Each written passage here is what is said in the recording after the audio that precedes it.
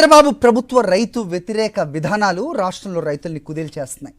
ఇప్పటికే మామిడి, ఉల్లి, టొమాటో, అరటి రైతులు తమ ఉత్పత్తులను రోడ్లపై పారబోసి పంటలను దున్నేయగా తాజాగా జాబితాలో పత్తి రైతులు కూడా చేరిపోతున్నారు. ఖరీఫ్ సీజన్లో కురిసిన భారీ వర్షాలకు పత్తి పంట బాగా దెబ్బతిని పత్తికాయల్లోకి వర్షపు నీరు చేరడంతో దిగుబడిపైన ప్రభావం పడింది. చివరకు నష్టపరిహారాన్ని కూడా చంద్రబాబు సర్కార్ ఎగ్గొట్టడంతో దిక్కుతోచని స్థితిలో ఉన్నారు పత్తి రైతులు. ఇలా ప్రకృతి ప్రకోపాలు, చంద్రబాబు సర్కార్ దగాతో నష్టపోయి మిగిలిన అరకొర పంటనైనా అమ్ముకుందామని చూసిన పత్తి రైతును సీసీఐ నిబంధనలు కూడా చిత్తు చేస్తున్నాయి. నిజానికి పత్తి తేమ శాతం 8 నుంచి 12% మధ్య ఉండాలి.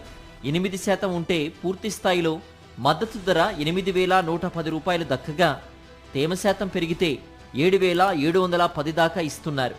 12% దాటితే తిరస్కరిస్తున్నారు. అయితే తుపాను ప్రభావం, మారిన వాతావరణ పరిస్థితుల వల్ల పత్తిలో తేమ శాతం 18 నుంచి 22% వరకు ఉంటుంది. దీంతో బయ్యర్లు కొనుగోలు చేయకపోవడంతో దళారులను ఆశ్రయించాల్సి వస్తోంది. సీసీఐ కేంద్రాలకు పత్తిని తీసుకొచ్చి వెనక్కి తీసుకెళ్లడంతో రవాణా, కూలీల ఖర్చులు తడిసి మోపెడవుతున్నాయి.